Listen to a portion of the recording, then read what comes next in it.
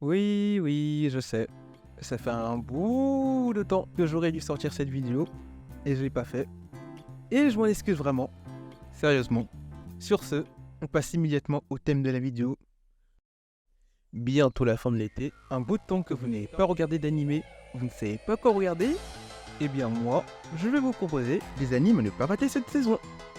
Je me suis imposé une règle qui est d'au moins regarder 4 épisodes d'anime pour voir s'ils en valaient vraiment la peine. Dark Gathering.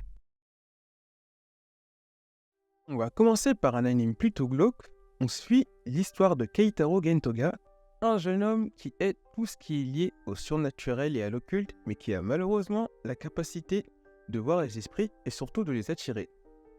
Un jour, par sa faute, lui et une de ses amies furent blessés, ce qui le marqua grandement. Mais grâce à l'aide d'une de ses amies, Eiko, une fille toujours enjouée, il sortit de son isolement et reprit du poil de la bête. Keitaro travaille en tant que tuteur privé. Sa première élève n'est autre que Yaoi Ozuki, la petite cousine d'Eiko, une petite fille au look insolite, aux pupilles doubles, qui comme Keitaro a la capacité de voir les esprits, mais elle ne cherche pas à les esquiver, mais à les rencontrer et les soumettre pour retrouver une personne chère. Alors, autant au début j'étais pas spécialement fan, mais dès qu'Yaoi et ses poupées lugubres sont entrés en scène, j'ai compris que cet anime me réservait des surprises, et j'ai pas été déçu. J'ai bien aimé les différentes phases durant les chasses aux esprits, qui étaient étonnamment glauques et effrayantes. Si vous cherchez un anime qui vous donne des frissons, je pense que vous l'avez trouvé. Genre, comédie, drame, horreur, épouvante et surnaturelle. Deikiru Neko wa Kyu Moyutsu. Saku est une employée de bureau pas comme les autres. Pourquoi ? Elle vit avec un chat, un gros chat, un Maine Coon, un immense Maine Coon du nom de Yukichi, un chat tout sauf ordinaire. Il sait cuisiner, faire le ménage, faire la lessive, il s'occupe littéralement de tout. C'est littéralement une maid, une servante, une femme de chambre. Saku est bien heureuse de vivre avec ce chat à tout faire, étant une bonne à rien, incapable de vivre seule et de cuisiner. Bon, à partir du moment où l'épisode 1 a réussi à me faire rire, je pars du principe que cet anime ne peut être que prometteur. Ou bien, au niveau de l'histoire, on se casse pas la tête, on suit les péripéties de Yukichi et Saku. C'est vraiment sympa à suivre. D'ailleurs, je viens d'y penser, mais en fait, cet anime, c'est Miss Kobayashi, sauf que le dragon, on l'a remplacé par un chat. Genre, comédie, slice of life.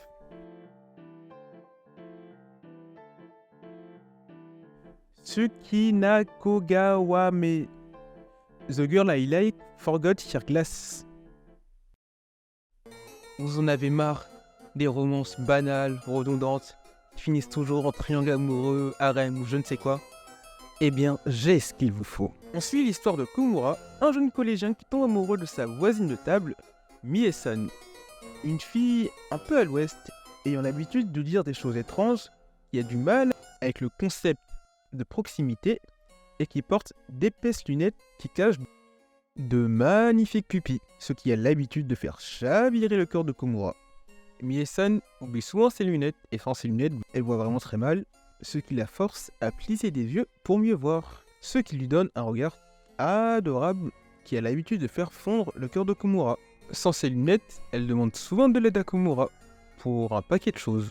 Ayant déjà lu le manga, je savais à quoi m'attendre, mais j'ai été agréablement surpris par la direction artistique aux petits oignons. Certes, lors du premier épisode, pendant les premières minutes, on a des plans spéciaux en contre-plongée, mais ils ne durent pas longtemps.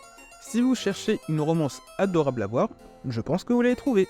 Genre, romance, school life et slice of life. Zoom 100 Bucket List of the Dead. Akira Tendo, 24 ans, voit son niveau de stress augmenter de jour en jour, dû à son travail infernal. Depuis plusieurs années, il est surexploité par sa boîte, incapable de quitter son travail, incapable d'avouer ses sentiments à la jolie Sayori. Sa vie est grise, morose, sans saveur, il est au bout du rouleau, il est brisé. Cependant, le jour où une apocalypse zombie s'abat sur le Japon, Akira réalise quelque chose d'incroyable.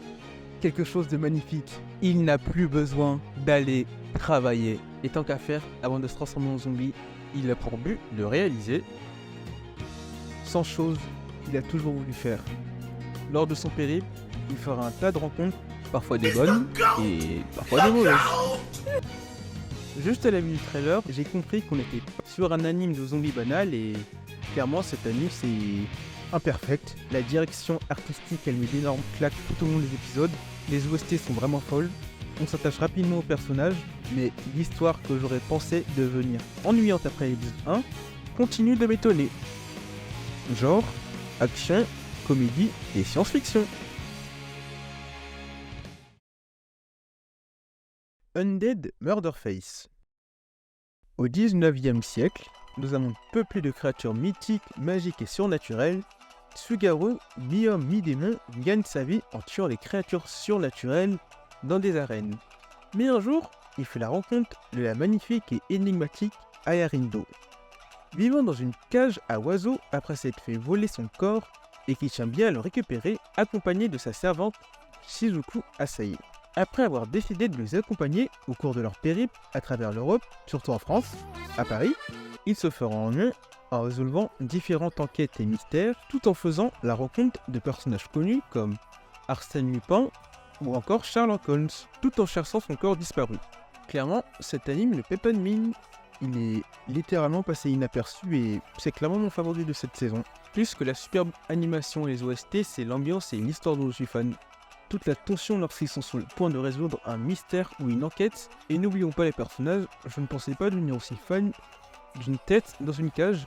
J'aime bien la dynamique entre Tsugaru et Aya. Je vous conseille vivement cet anime, c'est clairement mon favori de cette saison. Attendez. Quoi ?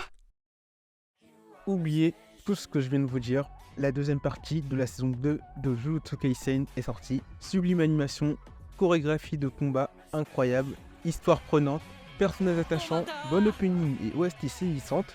Si vous avez apprécié la saison 1, alors foncez voir la partie 2, parce que l'arc de Shibuya, on va s'en souvenir pendant longtemps. Je vous remercie si vous êtes resté jusqu'à là, et je m'excuse encore pour le retard de cette vidéo. Et si vous avez des conseils à me donner pour améliorer mes vidéos, je suis prêt à les recevoir. Si j'ai oublié des animes, n'hésitez pas à me le faire remarquer en commentaire. Il va falloir que je me donne à 200% pour sortir les autres vidéos que j'ai en tête avant la fin de l'année.